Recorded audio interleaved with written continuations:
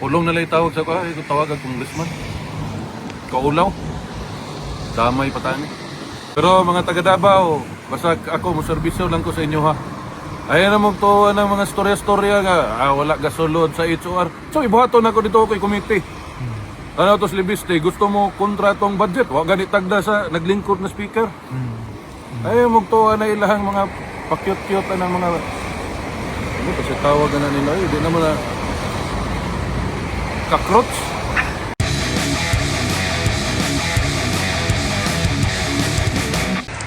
Congressman Pulong, welcome back to the Netherlands. Kamusta po kayo today? Okay lang, gitong daw na po. Hello, Kitty.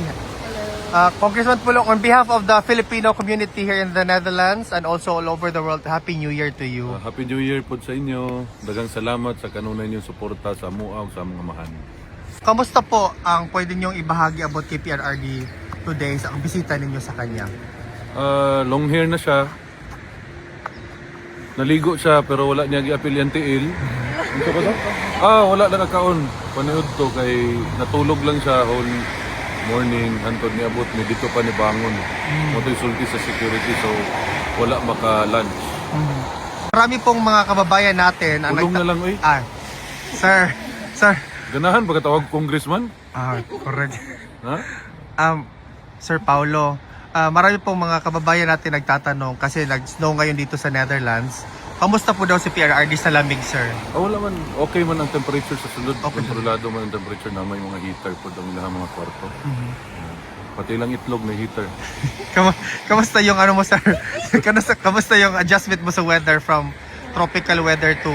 Ay, anad na ni sa Davao. Mga taga Davao, bugnawon ba kami?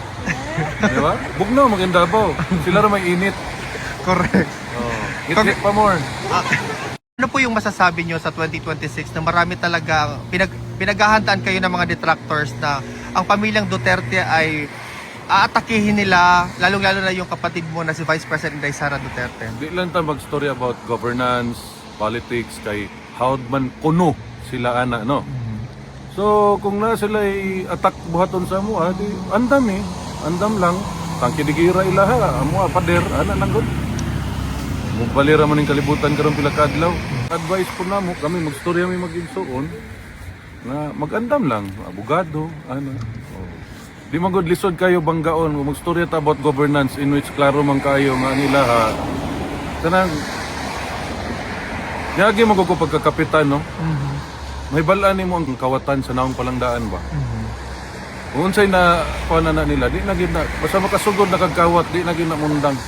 Unang di po sila gusto matanggal diha. Ang problema ana, di gusto mo agi og saktong proseso. Demokrasya man katong istoryahan. Di kahulat og eleksyon, di ba?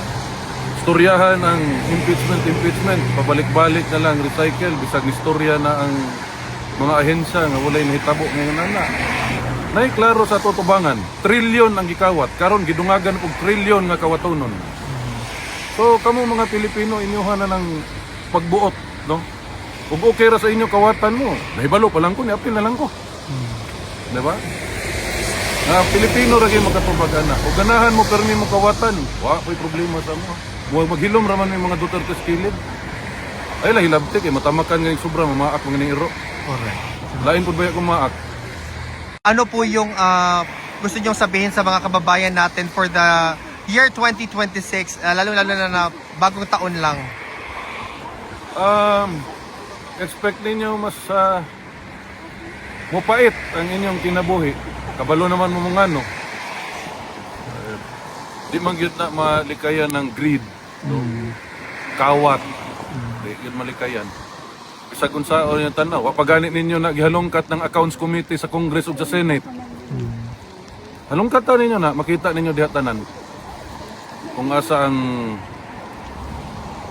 isa pa ka corruption diha sa mga amot sa tawag na. Pulong na lang tawag sa ko, ito tawag ang congressman. Kaulaw. Damay patani. Pero mga taga Davao, basta ako mo serbisyo lang ko sa inyo ha. Ayan na magtuwa ng mga storya-storya nga, wala gasolod sa HOR. So ibuhaton ako dito ako committee. Ano to Libiste, gusto mo kontratong budget? Wa ganit tagda sa naglingkod na speaker. Ay magtuwa na ilahang mga pakyut-kyut na mga Ano kasi tawag na nila, hindi naman na cockroach.